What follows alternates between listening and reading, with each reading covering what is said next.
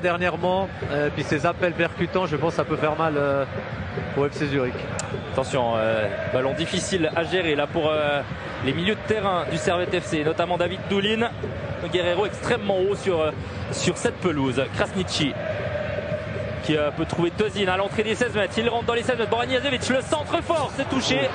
Et ça vient dans le petit filet. Première. Les chers ont peut-être fait écho là dans le vestiaire. Il pourrait y avoir, en fonction du résultat d'ici et du résultat également entre Lugano et Winterthur. Voilà, ça va être balle perdue à mon avis. Aucun appel des Zurichois. On est obligé de balancer, ça c'est sûr. Alors au deuxième ballon, Bauer qui tente d'aller gagner ce duel et il va le faire puisque défenseur zurichois, ce sera un corner pour Pfuk. C'est parti, tiré premier poteau. Quand ça passe pas la première ligne, c'est tout de suite difficile. Attention là, être Boran Jasevic, retour à Krasniqi. Ouais, ça arrive presque chanceusement sur Tozin qui peut frapper, tir croisé. Alors ce joueur qui pouvait faire des différences, il y avait du potentiel. Et à mon sens, il n'est pas encore à son plein potentiel. Un peu n'importe comment, ce sera un dégagement en cloche de Doulin. Retour à l'expéditeur. Un énorme duel, ouais, Tozin a remporté son duel mais en faisant faute. En tout cas avant match, c'était celle de Stevanovic, hein, la latte touchée par le Bosnien. Donc là on a déjà une action supplémentaire avec cette tête signée Vouillot.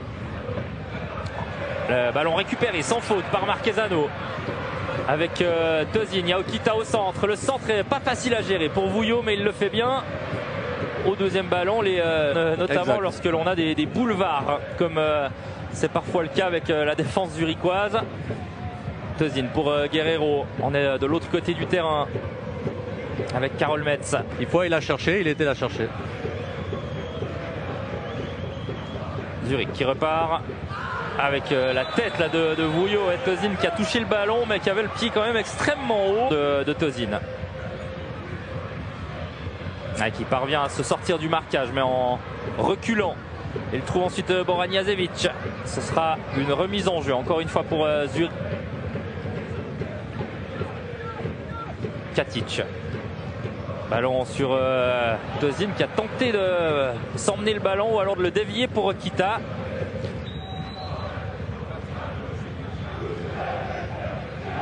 On voit Tozin là, qui vient chercher des ballons très très bas désormais. Certainement pas toujours satisfait du nombre de ballons qu'il touche lorsqu'il est vraiment à la pointe de l'attaque. Là on voit à l'écran le peu de mouvement qu'il y a de nouveau. On est obligé de porter le ballon en attendant de voir que quelqu'un nous fasse un dribble ou qu'il déclenche quelque chose. Voilà, peut-être un bon appel signé Tozin. Ouais. Tozin qui rentre dans les 16 mètres. Ballon en retrait pour Okita. Et finalement l'intervention, il y aura une deuxième chance pour Jonathan Okita. Là il y a de l'espace peut-être pour Okita, encore une fois qui rentre dans les 16 mètres. Le centre il est bon et c'est magnifique. Et bien voilà, on a eu du mouvement sur cette action. Et finalement Okita à voir comment Servette réagit. Servette qui a pour habitude de peu encaisser, qui on l'a dit remporte ses matchs plutôt 1-0 du FC Zurich.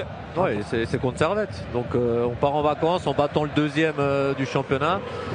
C'est clair pour eux, c'est très important. Attention, Tozin, on le retrouve. Tozin, il en fait trop. Il se prend les pieds dans le tapis là tout seul.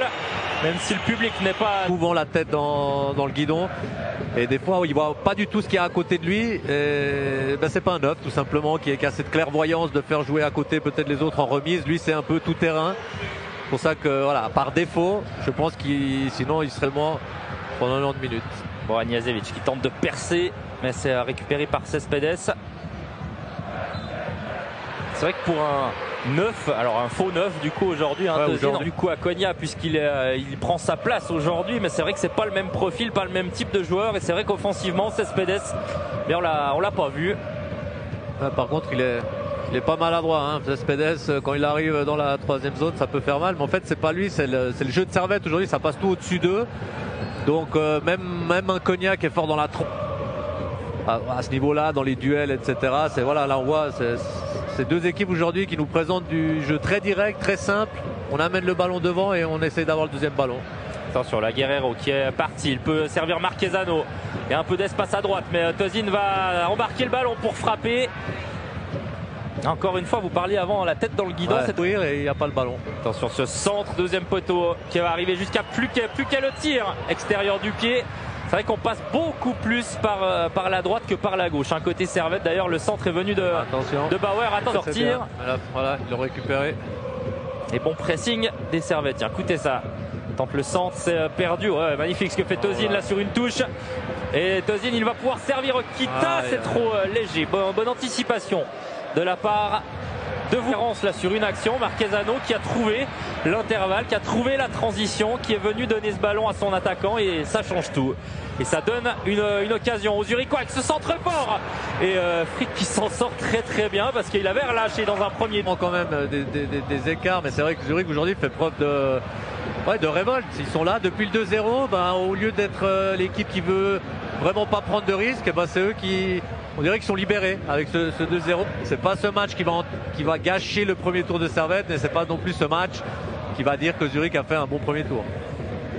Mais c'est vrai qu'en ce moment, il y a des 1-2, il y a des combinaisons côté Zurichois. Ils se battent, ils sont là. Regardez encore une fois la récupération et là ça peut aller très très vite, même si ce ballon a été... On connaît. Ouais, Théo Magnin et Fofana également qui vont rentrer. Là, il faut du changement. Alain Gaillard l'a peut-être compris. Vous le disiez, il n'y a pas un joueur qui peut tout changer dans une équipe. Peut-être Kita. Et va même pouvoir servir un coéquipier. Boran Jazevic. Le centre. Il est bon ce centre avec la tête au deuxième poteau. Et ça finit au fond. Et c'est Tozin qui vient terminer cette défaite qui se profile désormais. Ce ne sera pas une bonne fin de tour là clairement pour Servette. Et vous l'avez très bien dit Carlos. L'effet escompté, le changement tactique. En même temps il y a eu ce coup de massue direct après les changements. C'est ce fameux troisième but. Alors Tozin qui repart et cette fois il a vu un coéquipier sur la droite, en l'occurrence Marquezano. Trop tard parce que Clichy a eu l'avantage qu'il a fait. Il avait le temps avec le plat du pied à l'opposé au premier poteau. On va le revoir sûrement ralenti à un moment donné. Le crochet a été complètement inutile sur cette action. Dommage parce que se doit de finir l'action parce que sinon voilà, on va encore parler mal. Tozin qui s'amuse un peu là dans le rond central. Camberi. Retour sur Tozin. Ouais, ça semble facile le football là, quand on regarde Tozin jouer, même si au final souvent titulaire, mais il a une bonne technique également pour repartir vers l'avant. Et le voici, Krasniqi avec le nouvel entrant Haute. Ça nous avait surpris notamment lors des matchs de qualification pour la Ligue des Champions. Attention Tozin pour le troisième. Il va mettre le triplé. Ayegun Tozin. Et c'est